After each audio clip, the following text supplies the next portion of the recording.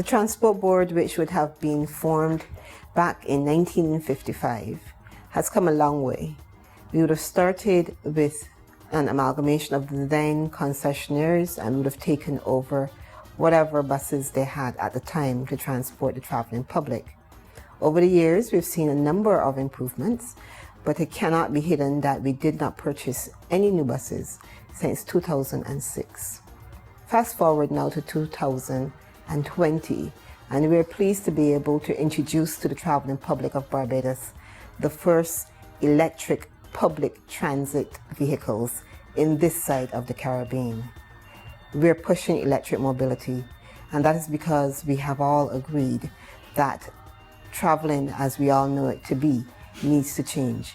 We need to reduce our carbon footprint and travel using cleaner energy so that the Barbados we are existing in and we're enjoying today is around for our children tomorrow. To this end, the government of Barbados made a decision that the Barbados Transport Board, which is the premier choice for public transport on the island, would be able to improve its traveling stock, and we will be able to move the traveling public who have been suffering for an extended period. Because of that, it was agreed that we would purchase 33 electric buses, and we would now be able to move into the realm of electric mobility for all. We've moved from the point where you would have seen us excavating the compounds. We would have had all of the other buses on the compound, and we've been retrofitting some of those.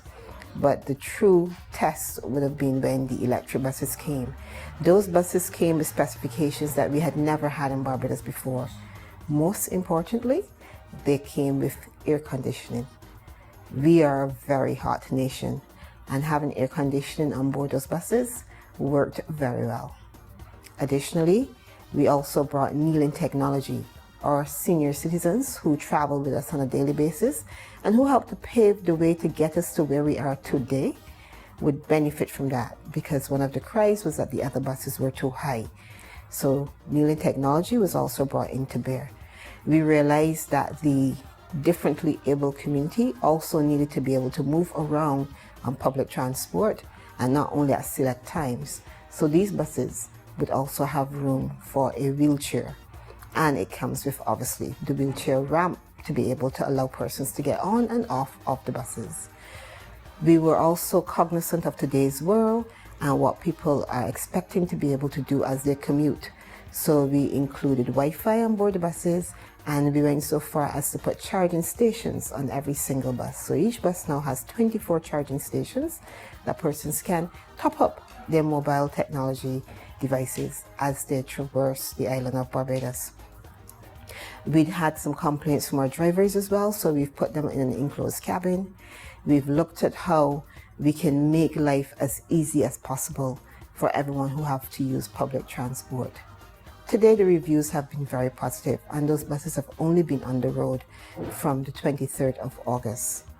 We've been able to put them through most of the island. There are, of course, some areas that we're still not able to deploy these buses to as yet, primarily because we're having to work with our parent ministry, the Ministry of Transport Works and Water Resources, to improve some of the road surfaces and to clear the trees that are hanging over some areas of the island.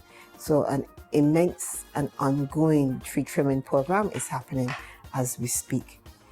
We will also be able to then move the buses to the other areas that we're presently not using buses on, well, these type of buses on. But the good news is that with the electric buses, we were able to improve our available fleet to everyone on the island.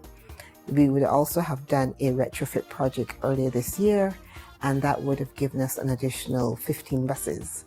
Between those and the 33 electric buses, and then we also introduced a transport augmentation program a couple of years ago, we've been able to bring our bus availability over 100 consistently, and we were just 2 years ago down into the 40s. That is a significant improvement for the Transport Board and for the traveling public. We anticipate that the end result of having these will also be positive on the revenues of the board. not just because we would have more buses on the road, but our expenditure of keeping those buses on the road will also be significantly reduced. When you look at the cost of fossil fuel buses, our existing buses are diesel, and we compare it to using clean energy in the form of electricity, renewable energy in the form of the solar panels when we move to that stage, we will then see a significant reduction in the cost of public transport to the island of Barbados. Walk with me as we take you through from beginning to end. So you'll see what we did to get here, and you'll hear from different persons as to the areas we had to make changes to.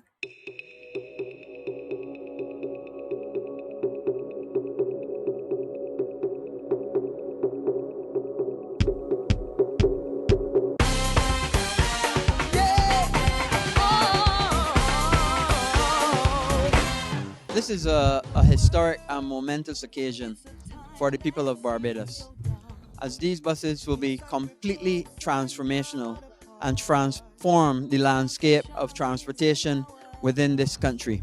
It's been a long time in coming. We've been planning, designing, and getting this to fruition. And I feel so happy to be part of it, together with all the members of the team that have worked hard to make this day a reality. And we now have 33 electric buses here in Barbados, the largest electric fleet anywhere in CARICOM. My team and I had a distinct pleasure in taking part in this vehicle maintenance fundamental course. We did both practical, theoretical training in safety and key components which make up high voltage systems, maintenance procedures, tools, and electronics. Let love go global. Let love overflow.